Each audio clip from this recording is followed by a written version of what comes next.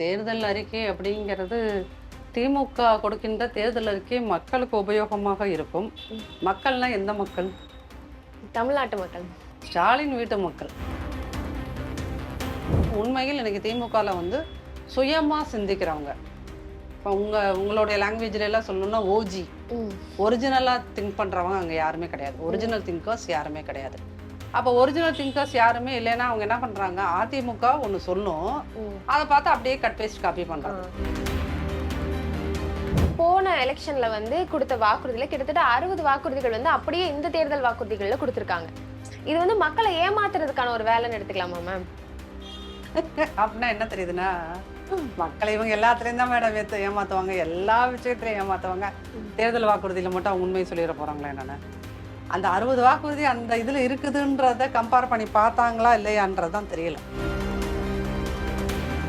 திமுகல வந்து ஸ்டாலின் நிஜமாவே ஒரு பொம்மை மாதிரி தான் இருக்காங்களா மேம்? இப்போ 2ஆம் கிளாஸ் குழந்தைகிட்ட வந்து அம்மா பிராக்டிஸ் பண்ணி கொடுப்பாங்கல்ல, இந்த கேள்விக்கு கரெக்டா இப்படிதான் கேள்வி வரும், அதுக்கு கீழே நீ இப்படி பதில் எழுதி. இப்ப ஒருவேளை அந்த 2ஆவதா வர வேண்டிய கேள்விய ஃபர்ஸ்டாவே கேட்டுட்டா அந்த குழந்தை தடுமாறியும். ஆமா.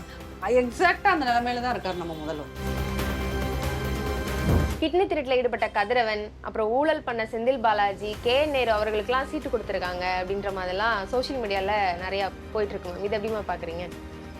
ஆல்ரெடி உயர்நீதிமன்றத்தில் வழக்கு வந்து ஒரு 11 மினிஸ்டர்ஸ்க்கு நடந்துட்டு இருக்கு. சரிங்களா? அந்த 11 பேர் இந்த லிஸ்ட்ல இருக்காங்க. பிணம் இருக்கு இல்லையா, அந்த பிணத்துக்கு ஒரு நெத்தி காசு வைக்கிறாங்களா, அதை கூட திருடுறவன் தான் திமுக. நெத்தி காசை திருடுகிற பிணத்தின் மீது இருக்கின்ற நெற்றி காசை திருடுகிறவன் தான் திமுக காரம்பாங்க. இதுதான் பேசிக் குவாலிட்டி ஆனது.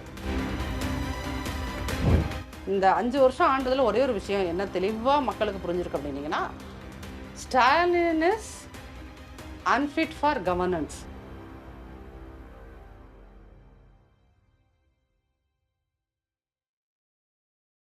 வணக்கம் மேம். வணக்கம் மேடம்.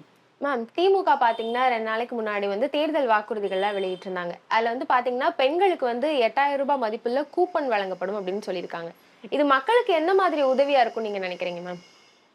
இல்ல, தேர்தல் அறிக்கை அப்படிங்கிறது திமுக கொடுக்கின்ற தேர்தல் அறிக்கை மக்களுக்கு உபயோகமாக இருக்கும். மக்கள்னா எந்த மக்கள்?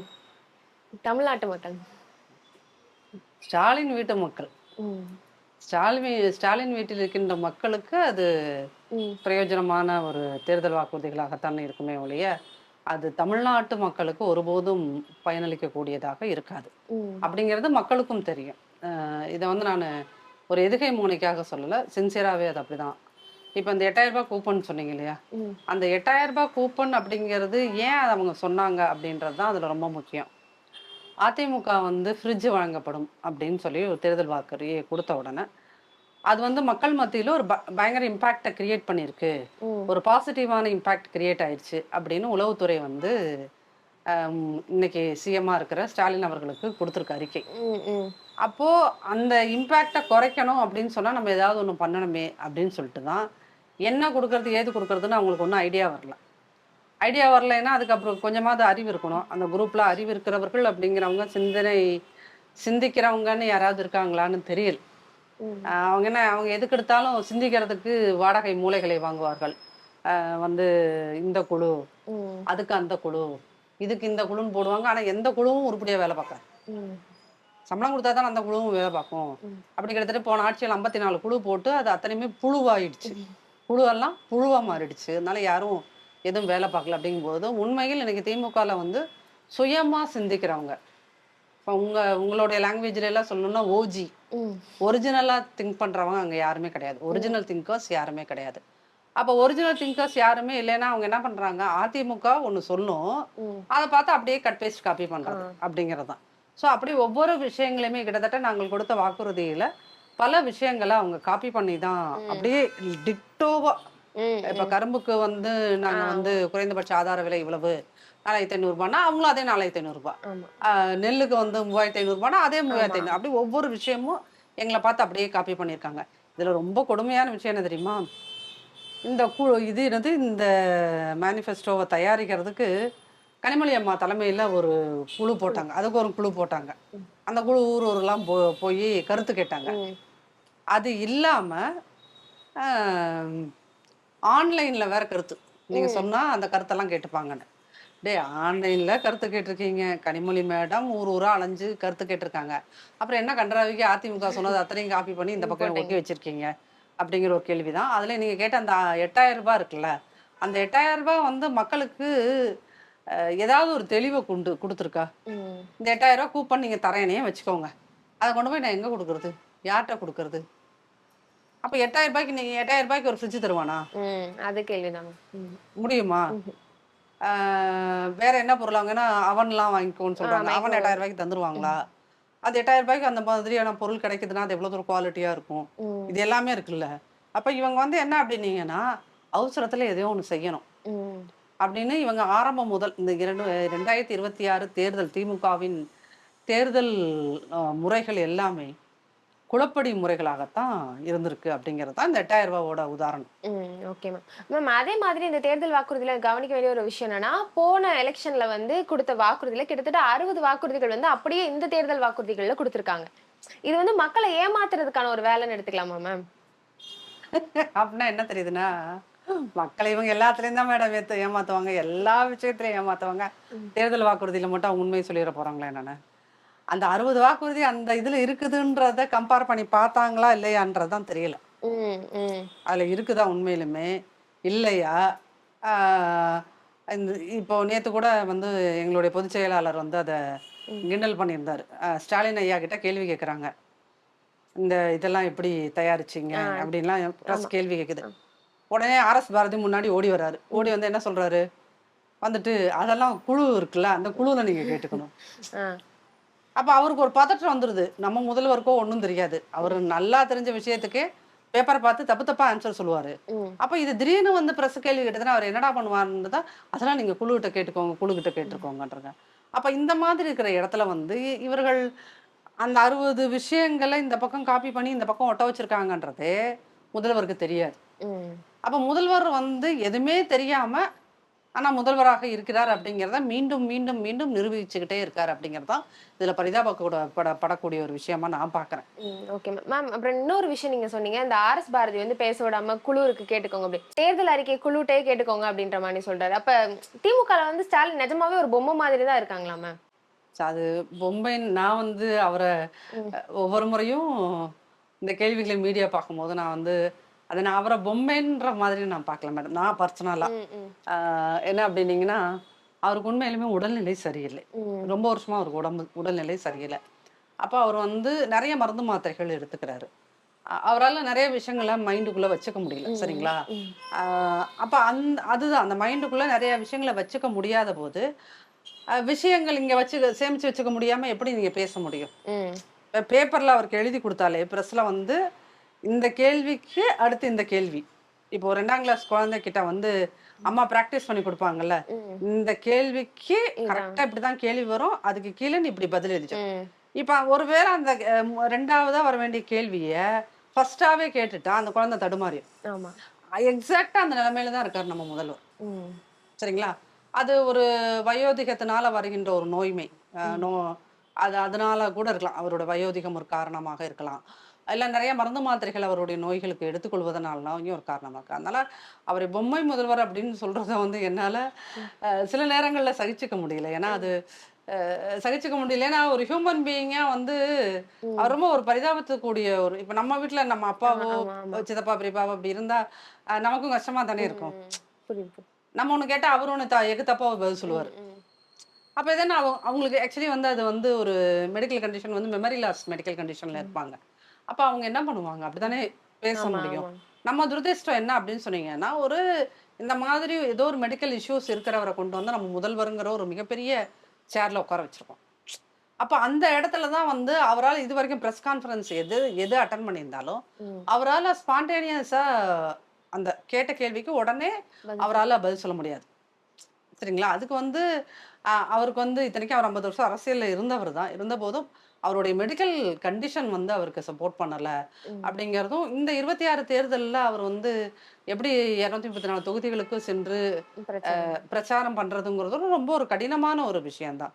26 தேர்தல் அப்படிங்கிறது திமுகவுக்கு உண்மையிலுமே ம், ஒரு மிக கடினமான அதிமுக கொடுக்கின்ற சவால்கள் ஒரு புறம், இன்னொரு பக்கம் அவருடைய வயோதிகம், அவருடைய மெடிக்கல் கண்டிஷன், இது எல்லாமே வந்து அவரை வந்து ஒரு அதுவும் இந்த வெயில் காலத்துல பிரச்சாரம் அப்படிங்கிறத வந்து ஒரு சவாலுக்குரிய ஒரு விஷயமா தான் மாத்தும் அப்படிங்கிற இடத்துல 21ல அவரு நம்ம பொம்மைன்னு சொன்னதுக்கும் 26ல அவர் ம். பொம்மைன்னு சொல்றதுக்கும் ஒரு பெரிய டிஃபரன்ஸ் இருக்குன்ற மாதிரி தான் நான் அது பர்சனலாக நான் ஏன்னா நான் பேசிக்காக கொஞ்சம் எமோஷ்னலான ம். ஆளு.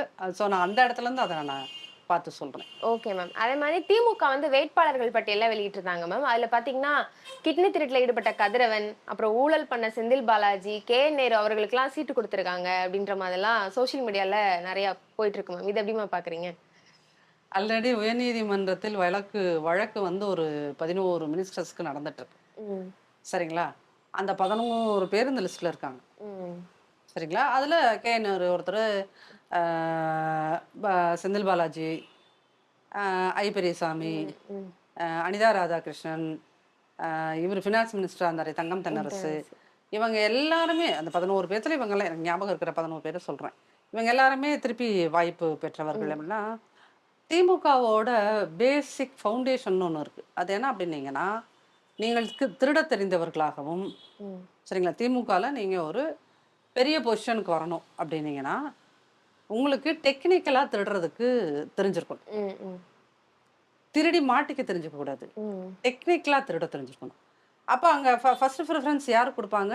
ம். டெக்னிக்கலா திருடத் தெரிந்த திருடர்களுக்கு தான் அங்க முன்னுரிமை. ம். அதனால தான் நெட்ல எல்லாம் கூட அவங்கள வந்து திருடர்கள் முன்னேற்றக் கழகம்னு கிண்டல் அடிப்பாங்க. ம். அது சும்மா இல்ல. ஏன்னா, அது 70கள்லயே இந்த பேர அவங்க வாங்கிட்டாங்க. சயின்டிஃபிக்கா திருடுறதுல திமுகவுக்கு இணை இந்தியாவிலேயே யாரும் இல்ல அப்படின்னு ம். சொல்லிட்டு. அப்போ டெக்னிக்கலா திருடுறவங்க வந்து கேஸ்ல எப்படி நீங்க டெக்னிக்கலா திருடினாலும் மாட்டத்தான் செய்வாங்க. இப்ப ம். ஐயா துரைமுருகன் இருக்கார் இல்லையா? துரைமுருகன் வந்து மணல் இவ்வளோ தூரம் தான் அள்ளணுங்கிறத தாண்டி, மணல் எங்கெல்லாம் போய் அள்ளக்கூடாதோ அந்த பகுதிகள்லயும் போய் அள்ளியிருக்காரு. ம். அப்படின்னு சொல்லிட்டு இஸ்ரோல இருந்து சேட்டலைட்லாம் வச்சு அந்த பகுதிகளை கண்டுபிடிச்சு அப்படிதான் கேஸ் ஃபைல் பண்ணியிருக்கு இடி. ம். ம். சயின்டிஃபிக் அப்ரோச்ல. ஆனா அவர் மேல இன்ன வரைக்கும் ஆக்ஷன் எடுக்கல. ம். அந்த கேஸே இதுக்கப்புறம் ஒரு தடவை 2 தடவை என்னமோ ஒரு தடவை 2 தடவையோ டெல்லி போயிட்டு வந்தாரு. அதுக்கப்புறம் அந்த கேஸே ம். என்னாச்சுன்னே தெரியல. அப்ப என்ன அப்படின்னீங்கன்னா, டெக்னிக்கலா திமுகவில் நீங்கள் ஒரு எம்எல்ஏ ஆவறதுக்கோ, ஒரு எம்பி ஆகறதுக்கோ, ஒரு அமைச்சர் ஆவதற்கோ, அடிப்படை தகுதி அப்படிங்கிறதே அவங்க ஃபிக்ஸ் பண்றது என்னன்னா, உங்களுக்கு டெக்னிக்கலா திருடத் தெரியுமா? ஒருவேளை இந்த இன்டர்வியூஸ்லலாம் அப்படி கேட்பாங்களா கேள்வி என்னன்னு தெரியல. டெக்னிக்கலா உங்களுக்கு திருடத் தெரியுமா? ம். அப்புறம் திருடி மாட்டிக்கிட்டா, அத வந்து லீகலா சமாளிக்க. வெளிய வர்றதுக்கான ம். விஷயங்கள், அத பண்ணி குடுக்கறதுக்கான லாயர் குரூப் உங்கள்ட்ட இருக்காங்களா? ம். இந்த மாதிரியான ஒரு ஸ்பெஷல் ஃபோர்ஸ் எல்லாம் இருந்தா தான் நீங்க வந்து திமுகலயே வளர முடியும் அப்படிங்கும்போது, இப்ப இந்த இத்தனை திருடர்களுக்கு நீங்கள் சீட்டு கொடுத்து விட்டீர்கள் அப்படிங்கிறது இத பார்த்து அவங்க வந்து அப்படியே வெட்கப்பட்டுருவாங்க, சொரணப்பட்டுருவாங்க. அப்படின்லாம் நம்ம நெனச்சோம்னா, நாம தான் ரொம்ப பரிதாபத்துக்கு உள்ளான ஒரு ஆட்கள். அதனால அவங்க நம்ம இப்படி பேசுறதெல்லாம் பார்த்து அவங்க ஃபீல் பண்ணுவாங்கன்னு நெனைக்கிறீங்களா? யார் ஃபீல் பண்ணுவா? கொஞ்சமாவது கிள்ளினா உங்களுக்கு சொரணம் வரணும்ல. ஆமா. கிள்றேன்றது ஆமா. அப்ப சொரணா இருக்கவன், வெக்கம் இருக்கவன், மானம் இருக்கவங்க தான் இதுக்கு ஃபீல் பண்ணுவாங்க. இவங்க எதுக்கு ஃபீல் பண்ணணும்? ம். அவங்களுக்கு தேவை எவ்ளோ இதுனாலும் மேடம். அதாவது திமுக காரங்க கிராமங்கள்ல எல்லாம் போனீங்கன்னா சொல்லுவாங்க, பிணம் இருக்கு இல்லையா? ஆமாம். அந்த பிணத்துக்கு ஒரு காசு. நெத்தி காசு வைக்கிறாங்கல்ல, ம். அத கூட திருடுறவன் தான் திமுகம்பாங்க. நெத்தி காசை திருடுகிற பிணத்தின் மீது இருக்கின்ற நெற்றி காசை திருடுகிறவன் தான் திமுக காரம்பாங்க. இதான் பேசிக் குவாலிட்டி அவனது. மேம் இவ்ளோ திருட்டு வேலையில ஈடுபடுறாங்க. ஆனா, அந்த வேட்புமனு தாக்கல் பண்ணதுல வந்து ஸ்டாலின் சொல்லியிருக்காரு, எனக்கு 3 கோடி தான் சொத்து இருக்கு அப்படின்ற மாரி சொல்லியிருக்காரு. நேரு ஒரு பக்கம் எனக்கு 3 கோடி சொத்து, கையில் 10,000 தான் காசு இருக்கு. காசு இருக்கு. நேரு வந்து என்ட்ட ரூ. 40,00,000 மதிப்புள்ள கார் அப்படி சொல்லியிருக்காரு. பாத்தீங்கன்னா, அவர் துபாய்ல இருந்து கார் நானு 2 வருஷமா பாடுபட்டு 2,50,00,000 கோடி கார் வாங்கினேன் அப்படின்ற மாரிலாம் வேற ஒரு இன்டர்வியூல எல்லாம் சொல்லியிருக்காரு. நேத்து அப்படி வேட்புமனு தாக்கல் பண்றதுல சொல்றாங்களே மேம். அதே நேரு அவர்கள் ஒரு இன்டர்வியூல உணர்ச்சி வசப்பட்டு பேசும்போது, எனக்கு 1000 ஏக்கர் இருக்குன்னு சொல்லியிருக்காரு. ம். இப்ப இந்த நில வரம்பு சட்டம் கொண்டு வந்தப்ப ம். 1000 ஏக்கர்லாம் வச்சுக்கக்கூடாது. ம். சரிங்களா? ம். ஆஸ் பர் லா வச்சுக்கக்கூடாது. அது கூட தெரியாம அந்த அமைச்சர் வந்து எனக்கு 1000 ஏக்கர் தென்னந்தோப்பு இருக்குது.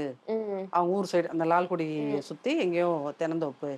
800 ஏக்கர் ம். நெல் சாகுபடி ம். செய்யறது இருக்கு. கிட்டத்தட்ட ஒரு 100 குதிரைகள் இருக்கு அவர்ட்ட. ம்.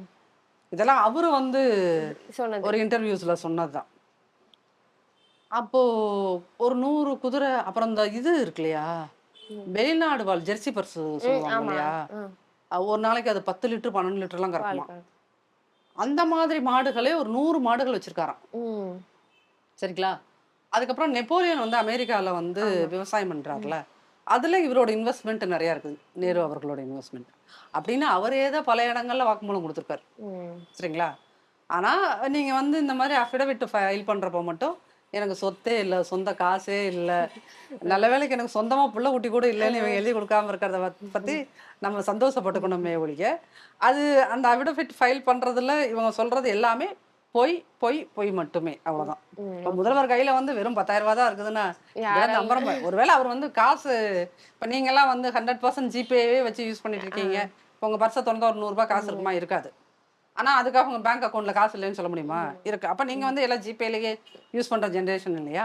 அந்த மாதிரி வந்து இவர்களுக்கு வந்து முதல்வருக்கு வந்து எங்கேயும் போய் கடைக்கு போய் அவரை நம்ம வீட்டு அப்பா, சாதாரண வீட்டு அப்பாவா போய் வரும்போது, வேலை முடிச்சுட்டு வரும்போது 2 தேங்காய், கொஞ்சம் பொட்டுக்கடலை, இட்லி மாவு பாக்கெட்லாம் வாங்கிட்டு வர வேண்டிய தலையெழுத்து அவருக்கு இல்லையில. அப்ப அவர் எதுக்கு கையில காசு வச்சுக்கணும்? இப்ப அந்த அம்மா கிட்ட துர்கா மாட்ட 30,000 40,000 தான் காசு இருக்குது அப்படின்றாங்க. அப்ப இதெல்லாம் நம்புற மாதிரியா இருக்கு பாஸ். யாராவது சொன்னா நம்புவாங்களா? அப்ப என்னன்னா அவங்க வந்து இந்த மாதிரி பொய்ய கூட வந்து ரொம்ப ஸ்டைலா தெரியும், சொல்ல தெரியும். திமுக காரங்களோட ஸ்பெஷாலிட்டி என்னன்னா, பொய்ய கூட ச்சே என்ன அழகா சொல்றான்டா, நம்மளே மறந்து போய் ரசிச்சிருவோம். என்ன சரி, முதல்வர் கையில் ஒரு 10,000 ரூபாய் தான் காசு இருக்கு, அவரு பேர்ல சொந்தமா ஒரு கார் கூட இல்ல. சரி, எவ்வளவு ஒரு சிம்பிளான ஒரு முதல்வர். அது உங்களுக்கு அதெல்லாம் இந்த செய்தி எல்லாம் கேட்கும் போது ரொம்ப சந்தோஷமா இருக்குல்ல. ஆனா அவங்க வந்து உலகம் முழுக்க லண்டன் மாதிரியான பெரிய ஒரு சர்வதேச நகரங்கள்ல ஹோட்டல் வச்சிருக்காங்க, பெரிய பெரிய இண்டஸ்ட்ரீஸ் வச்சிருக்காங்க. அவங்க இன்வெஸ்ட் பண்ணாத துறையே கிடையாது. அவரு, அவங்க மருமகன், மகள், இந்த பக்கம் மருமகள் மகன், எல்லாருமே உலக அளவுல பிசினஸ் பண்றவங்க. ஆனா கையில 10,000 ரூபாய் தான் வச்சுப்பாங்க. சொந்தமா கார் இருக்காது. இப்படி நல்ல வேலைக்கு கட்சி தொண்டர் வாங்கி கொடுத்த கார், இப்படி எல்லாம் நல்லா ஸ்டோரி பண்ணுவாங்க அவங்க. கட்சி தொண்டர் வாங்கி கொடுத்த காரில் தான் நான் சென்று வருகிறேன் அப்படின்லாம் மக்கள் மனசை வந்து அப்படியே டச் பண்ற மாதிரி ஸ்டோரி எல்லாம் சொல்லாம போயிருக்கான்றதா எனக்கெல்லாம் சந்தோஷம். Okay ma'am. மேம் இப்ப பாத்தீங்கன்னா எடப்பாடியார் வந்து தேர்தல் பிரச்சாரத்தை தொடங்கிட்டாரு. இது மக்கள் மத்தியில எந்த மாதிரி எதிரொலிக்கும் தேர்தல் அப்படின்னு நினைக்கிறீங்க? இது வந்து எங்களுடைய பொதுச் செயலாளர் 2வது சுற்றுப்பயணம்.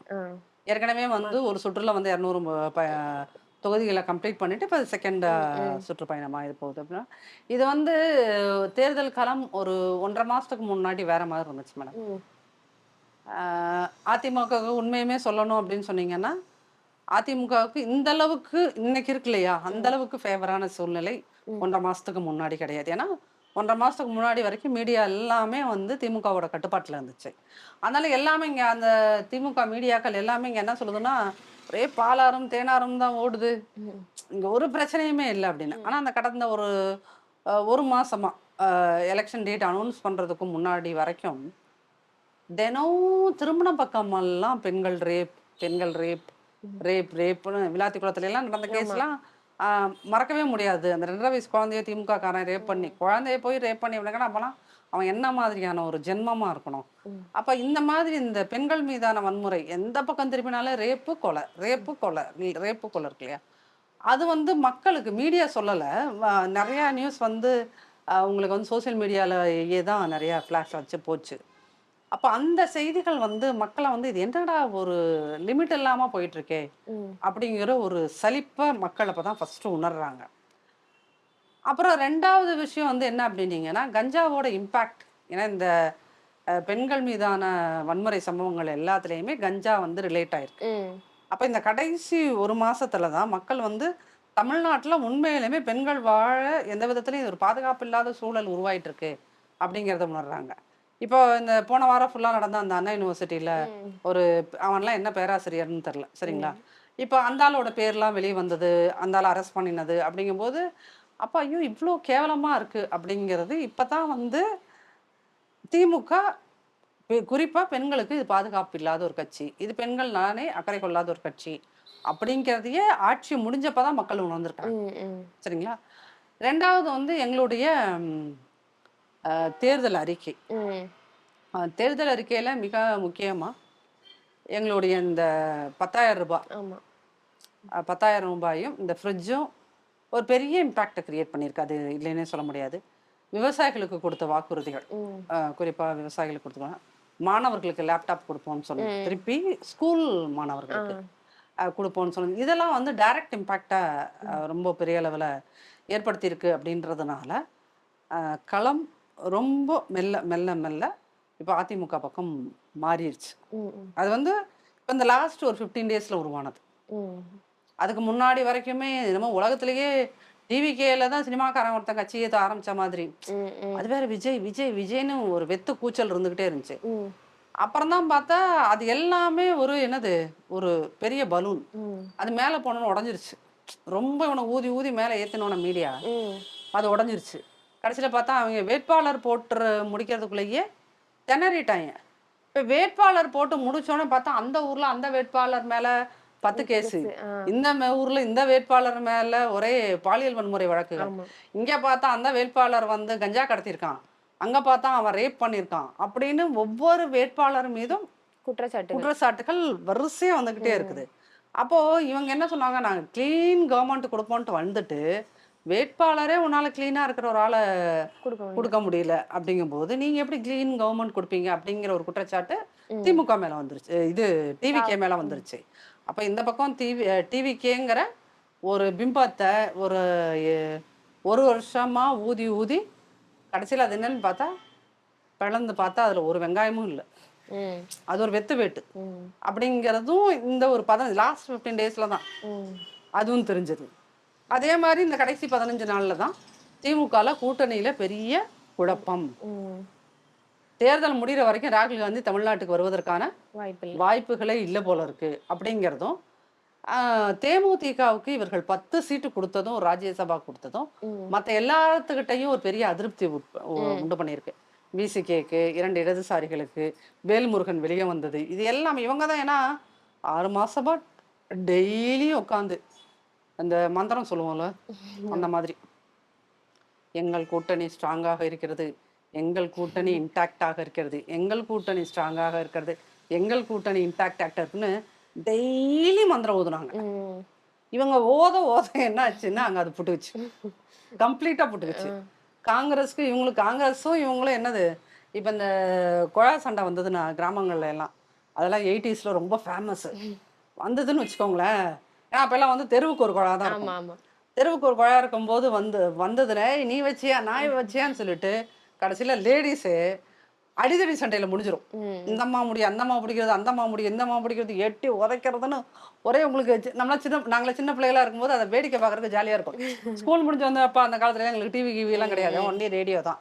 அப்போ இந்த மாதிரி தெருவுக்கு 2 சண்டை கிடந்துச்சுன்னா வேடிக்கை பார்த்துட்டு வந்தோம்னா நல்லாயிரும், ஜாலியாயிரும். அந்த மாதிரி ஒரு சண்டை தான் அது, எக்ஸாக்ட் ஒரு தெருக்குழா சண்டை தான் இவங்களுக்குள்ள நடந்துட்டு இருந்தது. யாருக்கு இது காங்கிரஸுக்கும் திமுகவுக்கும். அந்த தெரு சண்டையில் ஹீரோ யாரு, நம்ம மாணிக் தாகூர், சரிங்களா. இந்த பக்கம் திமுகவோட ஐடி விங், அவர் இவங்கள பார்த்து அல்ற சில்றேங்கிறதும் இவங்க அவங்கள பார்த்து வீணா போனவனுங்கன்றதும் செம சூப்பர் காமெடி என்டர்டைன்மெண்ட்டாக இருந்துச்சு. இப்படி கேவலமாக அடிச்சுக்கிட்டவங்க எப்படி எலெக்ஷன் அப்போ மட்டும் ஒற்றுமையாக வேலை பார்க்க முடியும்? அப்போது இந்த கூட்டணிகள் நாங்கள் இறுக்கமாக இருக்கிறோம், இணைந்து இருக்கிறோம் அப்படின்னு சொன்னதெல்லாம் ஒரு பொய், அது ஒரு பிம்பம் அப்படிங்கிறதும் இந்த 20 நாளையில் தான் உடஞ்சிருக்கு, சரிங்களா. அது மாதிரி கம்யூனிஸ்டுகளுக்கு 2 கம்யூனிஸ்டுகளுக்கும் திமுக கொடுத்த அந்த தொகுதிகள் 5 தொகுதிகள் மீது அதிருப்தி இருக்குது அப்படிங்கிறதும் தெரிஞ்சுக்கிச்சு. ஸோ அப்போ மேல்மட்டத்தில் அதிருப்தி இருக்குது, அது கீழேயும் ரிஃப்ளெக்ட் ஆகும் இல்லையா. ஸோ அது ஒரு மிகப்பெரிய விஷயம் அதிமுகவுக்கு சாதகமாக மாறிக்கு. ஏன்னா அதிமுக கூட்டணியை பொறுத்தளவுக்கு எந்த பிம்பத்தை வந்து இவங்க ரொம்ப மோடி வந்தார்னா எங்களுக்கு வந்து அது சாதகமாக அமையும் அப்படி இப்படின்னு இவங்க பொய்ய பேசினாலும் 21 மோடினா ஒரு நெகட்டிவ் பிம்பம் இருந்துச்சு. ஆனால் யார் இவர்கள் வந்து மோடி கவர்மெண்ட்டுன்னு சொன்னாங்களோ, இப்போ இவங்க கவர்மெண்ட் 5 வருஷம் கொடுத்தாங்களா, இந்த கவர்மெண்ட் பார்த்தா உலகத்திலேயே ஃபர்ஸ்டான ஒரு கவர்மெண்ட் இவங்க கொடுத்துருக்காங்க. அப்போ இவங்களுக்கு என்ன ஆகுதுன்னா மத்திய அரசு மோசம் அப்படின்னு சொல்லி பேசக்கூடிய தகுதியை திமுக இழந்துருச்சு. இப்போ திமுக கூட இருக்கிறதுனால கம்யூனிஸ்டுகளும் சரி, காங்கிரஸும் சரி, விசிகேவும் சரி, அந்த மோடியை பார்த்தோ இல்லை பிஜேபியை பார்த்தோ நீங்கள் இப்படி அப்படின்னு விரல் நிட்டுறதுக்கு இது இல்லை. நீங்கள் இப்போ வந்து மத்திய அரசில் இப்போ பாஜக ஆளுகின்ற மாநிலங்களில் பெண்கள் மீதான வன்முறை அதிகம்னு இவங்க சொன்னாங்கன்னா, அப்போ அவங்க சைட்லேருந்து என்ன கேட்குறாங்க, உன் ஸ்டேட்ல நீ எல்லாத்தையும் கிழிச்சு வச்சிருக்க, ம். உன் ஸ்டேட்ல இது லா அண்ட் ஆர்டர் எப்படி இருக்கு அப்படின்றத அவங்க திருப்பி கேட்குறாங்க. அப்போ என்ன ஆகுது அப்படின்னு பார்த்தீங்கன்னா, ஒரு பெஸ்ட் கவர்மெண்ட்டை கொடுப்போம்னு சொல்லி நீங்கள் ஆட்சிக்கு வந்து தி வர்ஸ்ட் மிக கேவலமான ஒரு அரசாங்கத்தை கொடுத்துருக்கோன்றத இவங்க ப்ரூவ் பண்ணிட்டாங்க இந்த 5 வருஷத்துல. அப்படிங்கும்போது அது வந்து அதுவும் அதிமுகவுக்கு ஏன்னா அதிமுக ஆட்சி செய்தால் சட்டம் ஒழுங்கு நிலையாக இருக்கும், பெண்களுக்கு பாதுகாப்பு இருக்கும் அப்படிங்கிறத ஒவ்வொரு அந்த 31 வருஷம் ஆண்ட அதிமுக அதை ஒவ்வொரு முறை அது புரட்சித் தலைவர் காலத்திலே இருக்கட்டும், அம்மா அம்மா காலத்துலலாம் வந்து அம்மா ஒரு வார்த்தை சொன்னாங்கன்னா போலீஸ் வந்து இதாகும். இப்போ ரீசெண்டாக அம்மா ஆட்சியில் வந்து டிஜிபியாக இருந்த நடராஜ் சார் வந்து ஒரு இன்டர்வியூ கொடுத்தாரு. அதில் அவர் சொல்லுவார் வந்து எங்களுக்கு மேடம் வந்து ஒரு ஃபுல் சுதந்திரத்தை அவங்க எங்களுக்கு கொடுத்து வச்சுருந்தாங்க போலீஸ் துறைக்கு. அதனால நாங்கள் வந்து எங்களோட அத்தனை துறைகள்லையும் அவங்கள கிட்டத்தட்ட ஒரு 11 டிபார்ட்மெண்ட் இருக்கும். அந்த துறைகள் அத்தனையிலையும் நாங்கள் வந்து ரொம்ப ஸ்ட்ரிக்டாக வேலை பார்க்குறதுக்கு எங்களால முடிஞ்சு, நாங்களே முடிவெடுத்துக்க முடிஞ்சு அப்படின்னு சொல்கிறாரு. இப்போ ஸ்டாலின் ஆட்சியில் என்ன நடந்ததுன்னா, போலீஸ்க்கும் என்ன பண்ணுறதுன்னு தெரில, ஸ்டாலின் ஐயாவுக்கும் என்ன பண்ணுறது. ஏன்னா போலீஸ்காரங்க யாருக்கும் நம்ம துறைக்கு உண்மையிலுமே யார் அமைச்சர், நம்ம சபரீசன் சொல்கிறது கேட்கணுமா, முதல்வர் சொல்கிறது கேட்கணுமான்றதுல ஒரு கன்ஃபியூஷன்லேயே அவங்க 5 வருஷத்தை ஓட்டிட்டாங்க.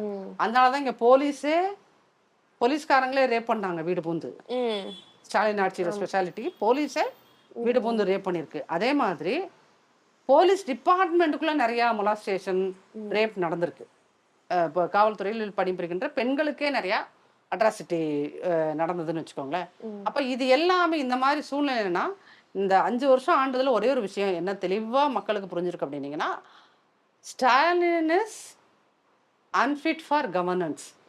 ஆட்சி செய்வதற்கான தகுதி திறமை ஸ்டாலின் அவர்களுக்கு இல்லை அப்படிங்கிறது மக்கள் உணர்ந்துக்கிட்டாங்க. சட்டம் ஒழுங்கு மக்களை பெரிய நீங்கள் விலைவாசி கூட ஏதோ ஒன்று இப்போ நீங்கள் 100 ரூபா ஒரு பொருளுக்கு விலையேற்றுனீங்கன்னா வேற ஏதோ ஒரு பொருளை கூட நம்ம குறைச்சிக்கிட்டு அப்படி குடும்பம் நடத்துறதுக்கு மக்கள் தெரிஞ்சுக்கிட்டாங்கன்னு வச்சுக்கோங்களேன்.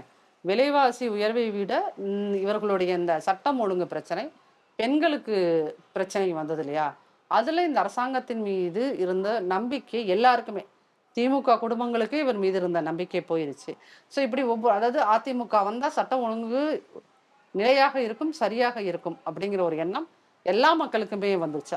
இது எல்லாமே இந்த கடந்த 2 வாரங்கள் நடந்த ஒரு மிகப்பெரிய மாற்றம். அது களம் மெல்ல மெல்ல மெல்ல மாறி இன்னைக்கு வந்து நேஷனல் லெவல்ல இருக்கிற சர்வே கம்பெனிஸாக இருக்கட்டும், இங்கே லோக்கல்ல சொல்றவங்களா இருக்கட்டும், அதிமுக ரேஸில் முந்துகிறது, அதிமுக ரேஸில் முந்துகிறது அப்படிங்கிற வார்த்தைய 5 வருஷம் அந்த முடிய போறப்போ சொல்றாங்க. அதிமுக ரேஸில் முந்துகிறது, இங்க இவங்களுக்கு ஃபேவரா இருக்கு, இங்க இப்படி வந்துருவாங்க, அங்க அப்படி வந்துருவாங்கன்னு.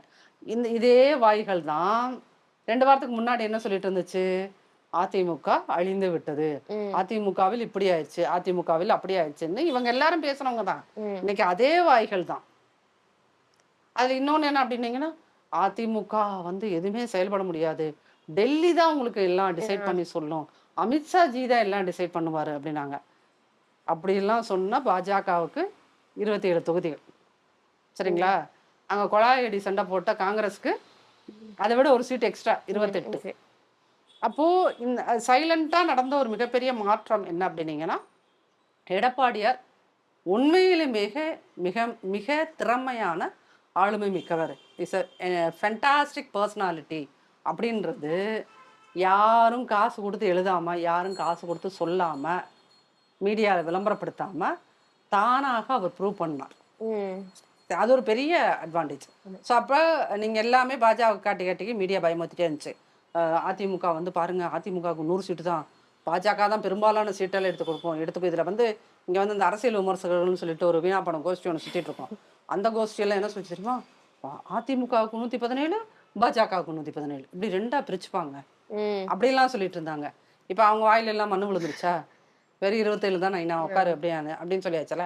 அப்போ அது வந்து உண்மையிலுமே ஒரு மிகப்பெரிய ஆளுமை தான் இவர் அப்படின்னு எதிரியையும் சொல்ல வைத்தது. எதிரிகளும் இந்த 5 வருஷமா அதிமுக மேல தினமும் நெருப்ப அள்ளி அள்ளி அள்ளி போட்டுட்டு இருந்தாங்கல்ல, அந்த வாய்களும் கைகளுமே இன்னைக்கு என்ன சொல்லுது, எடப்பாடியார் சரியான ஆள் தான் ஐயா, சரியான ஒரு ஆள் தான், சரியா பாருங்க பிஜேபி சரியா ஹேண்டில் பண்ணிட்டாரு. ஓகேவா. 2வது இது வந்ததா உங்களுக்கு, கேண்டிடேட்ஸ் லிஸ்ட்டு ஆமா ஆமா 3 கட்டமாக அது வந்ததா? திமுகவுக்கு முன்னாடி நாங்கள் சொல்லிட்டோமா? இங்கே அதிமுக இப்படி குழப்பம் அப்படி குழப்பம் அவங்க பிரச்சனை பண்ணாங்க இவங்க பிரச்சனை பண்ணாங்க. எந்த அதிமுக காரரும் எந்த எக்ஸ் மினிஸ்டர் வீட்டு கதவையும் போய் தட்டி ஏன் நீ மாற்றி கொடுத்த அப்படின்லாம் சண்டை போடலை. கேட்கல. வாழ்க்கை ஒழிக சண்டை போடலை. சரிங்களா? அப்போ இது எல்லாமே என்ன அப்படின்னீங்கன்னா அவர் திரும்ப திரும்ப ப்ரூவ் ஆகுது அவரு சரியாந்திர ஒரு ஆள் தான். அவரு கையில் வந்து கட்சி போனது கரெக்டு தான் அப்படின்னு இப்போ சொல்கிறாங்க. அவருக்கு ஆளுமை பண்பே இல்லைன்னு சொல்லிட்டு ஒரு கோட்டு போட்டு ஒரு 4 கூட்டம் வந்து உட்காந்துக்கும். அந்த கூட்டமே இன்னைக்கு என்னன்னா அவர் சரியாந்திர ஆள் தாங்க அவர்கிட்ட தான் கட்சி போயிருக்கணும் கரெக்டாக போயிடுச்சுங்கன்றதை இன்னைக்கு சொல்கிறாங்க. அப்போ இந்த 5 வருஷம் 7 வருஷமா அவர் பார்த்த வசை சொற்கள், அவமானங்கள், புறக்கணிப்புகள் நிறையா. ஆனால் அது அத்தனையுமே அவர் சைலண்ட்டாக அப்படிதான் நடக்கும்னு அவர் தள்ளி தள்ளி அதையெல்லாம் பொறுமையாக இதோட பொறுத்துக்கிட்டதோட விளைவு இன்னைக்கு என்ன சொல்கிறாங்க, பாஜகவை சரியாக ஹேண்டில் பண்ணியிருக்கார். பாராட்டணுங்க அவரை. சொல்வது யாரு? எதிரிகள். 27 சீட்டு தாங்க பாஜக கொடுத்துருக்காரு. உண்மையிலுமே கிரேட்டுங்க. சொல்றது யாரு? எதிரிகள். சரிங்களா? அப்போ இது எல்லாமே இன்னைக்கு அவர் சரியான லீடர் தாங்க அப்படிங்கிறத 21 அந்த சுச்சுவேஷன் இல்லை, இன்னைக்கு 26 அந்த சுச்சுவேஷன் இருக்கு. அப்படிங்கும்போது ஒவ்வொரு சின்ன சின்ன விஷயங்களும் பெரிய பெரிய விஷயங்களும் அதிமுகவுக்கு சாதகமாக மாறிட்டு வருது. மேலே வந்து அதிமுக தனிப்பெரும்பான்மையுடன் ஆட்சி அமைப்பது அப்படிங்கிறது 101% அது உறுதியாகி விட்டது அப்படிங்கிறது. ஏன்னா நாங்கள் வந்து வெறும் கேமராக்கு முன்னாடி உட்காந்து பேசுகிற ஆட்கள் மட்டுமே கிடையாது. அதிமுகவில் இருக்கிற ஒவ்வொரு ஆட்களுமே வந்து ஃபீல்டுலேயும் போய் வேலை பார்க்கணும். ஃபீல்டுலேயும் நாங்கள் வேலை பார்க்குறோம். சரிங்களா? அப்போ நாங்கள் களத்தில் போய் மக்களை பார்த்துட்டு வந்து தான் அந்த ரியாலிட்டியிலேருந்து தான் உண்மையை சொல்கிறோம். 26 அதிமுக தனிப்பெரும்பான்மையுடன் ஆட்சி அமைக்கும். ஓகே, பல்வேறு கருத்துக்களை பகிர்ந்து கொண்டமைக்கு நன்றி. நன்றி. அரசியல்ல உண்மையா என்னதான் நடக்குது தெரிஞ்சுக்க நாளை நமதே சேனலை சப்ஸ்கிரைப் பண்ணுங்க.